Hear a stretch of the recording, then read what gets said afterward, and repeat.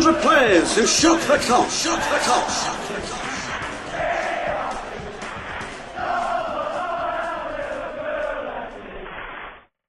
When Graham Souness took over as Liverpool manager, he quickly realised he needed a centre-half, with really good pedigree. Alan Hansen had been forced to retire through injury. Gary Gillespie was having his injury problems, and straight away, more or less, he was shipped off to Celtic. And Wright was a player who'd been in Liverpool fans' thoughts for a long while, actually, because he sprung to prominence playing in the World Cup in Italy in 1990 when he had an outstanding tournament playing for Bobby Robson's team.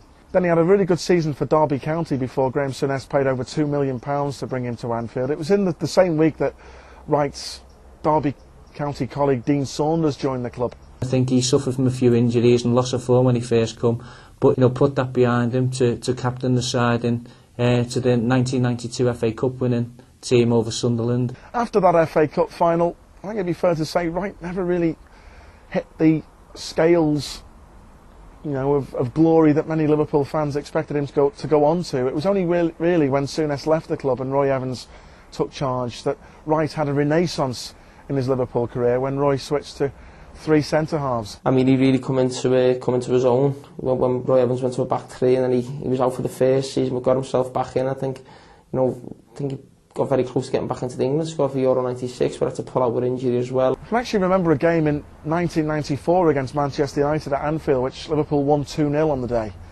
And Wright made his comeback, and it was like he'd never been away. He hadn't played, actually. He'd been out the first team plans for about 5 months, and then he came back and marked Mark Hughes out of the game, which certainly took some doing back then. He even won the Supporters Club Player of the Year, I think, in 1994, I think. At the time, he was, he was very, very cool under pressure, good on the ball, and he was, very similar to Sammy Ypi, and he was very good in the air, and he was hard rock at the back, and basically when he got injured, he struck probably not until Sammy Ypi come did we have that dominant centre-back again.